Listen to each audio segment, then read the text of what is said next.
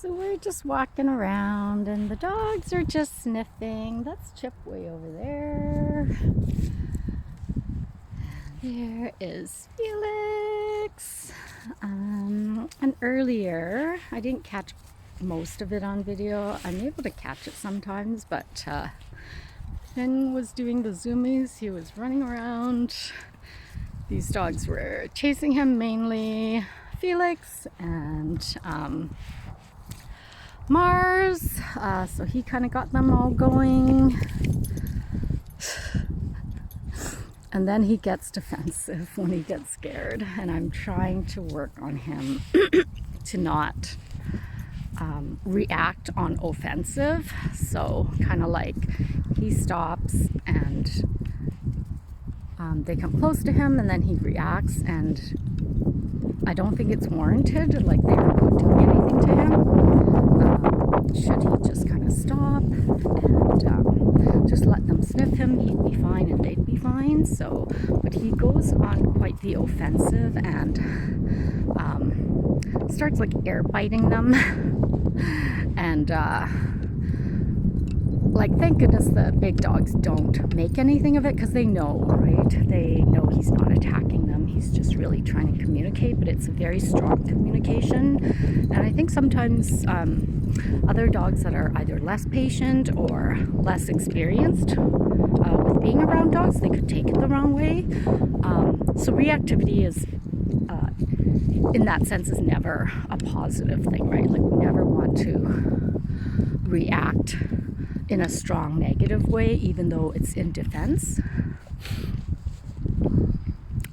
And honestly, like, so when I took the dog training course, I thought that's kind of what I would be learning, is like dog behavior, but I'm learning a lot of clicker training, which is like neuro programming for puppies and dogs. And it's really just repetition, marking the right behavior at the right time consistently.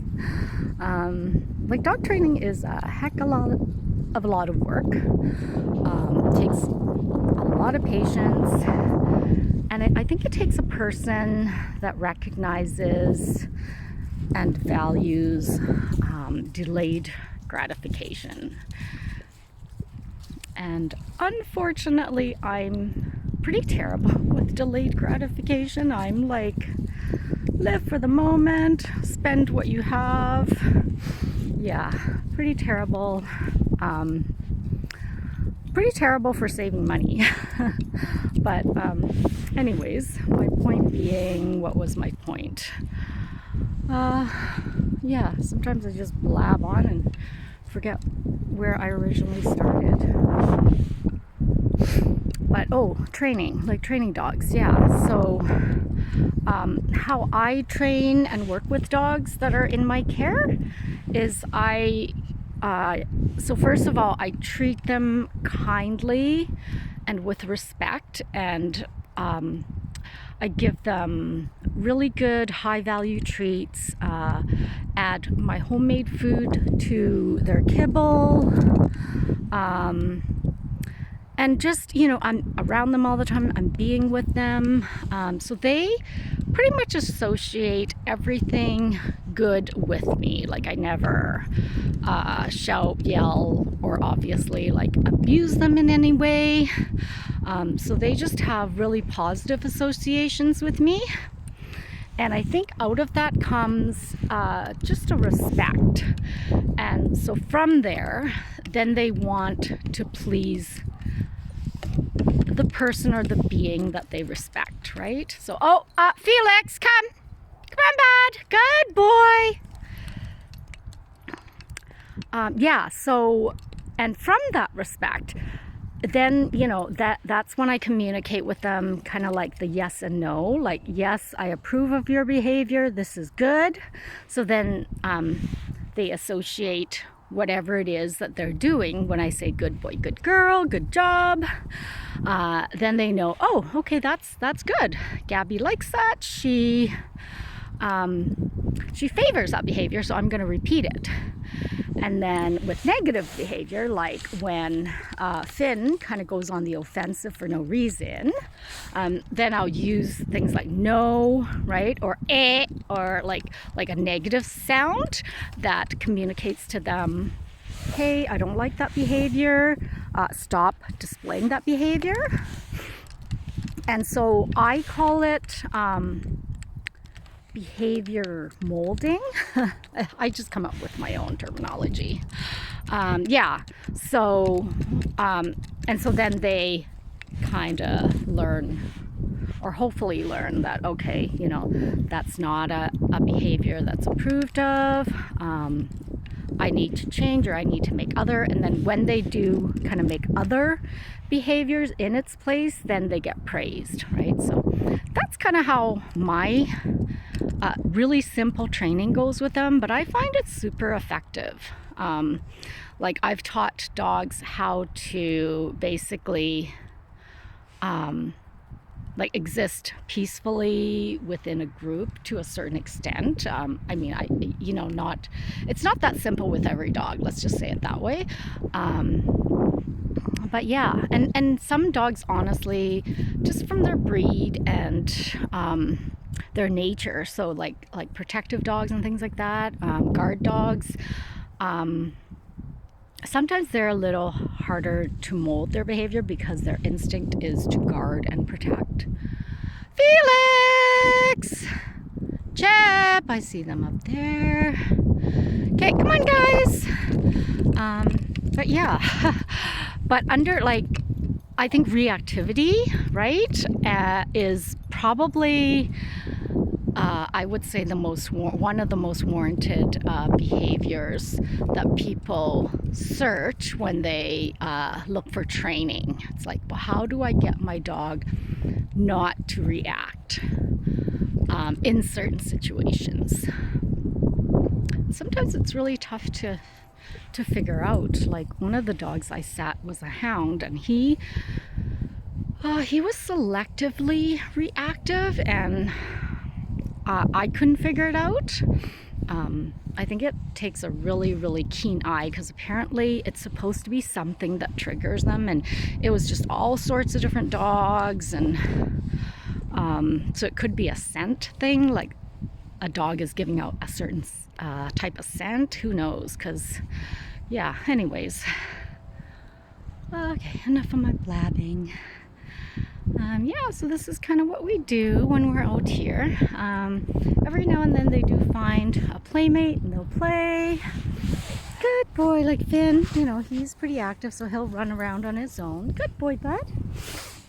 And Marz will play when he finds the right, see?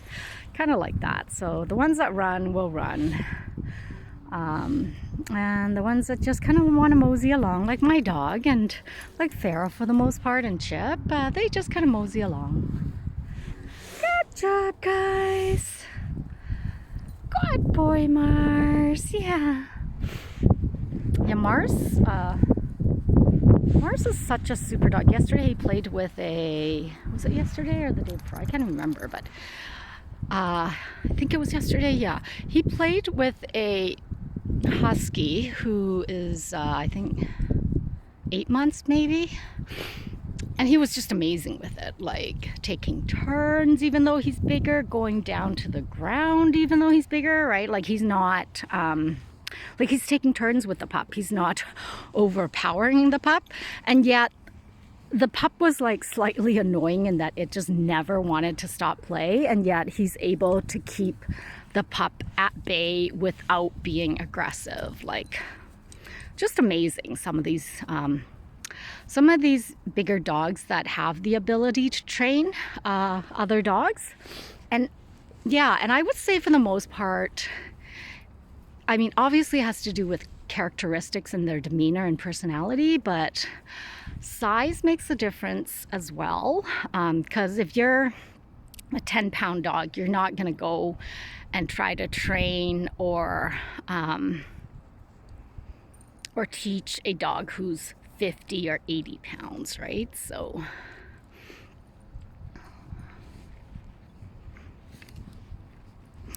Good job, guys. Yeah, they're so funny. Like they like to go against fences. It's almost like, oh, this thing is stopping me. I need to find a way around it. Come on over here, because you know, on the other side of the fence there's this entire freaking field. But no, they have to go along the fence. Felix! And Felix found a way in. Come on, Felix! He's on the other side of the fence. Felix, come!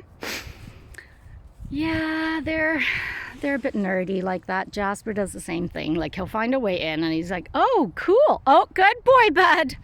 Yeah, he came back out. But they're like, oh, this is new territory. I get to explore. And so they don't want to leave right away. They want to explore, and then when they're done, they come out.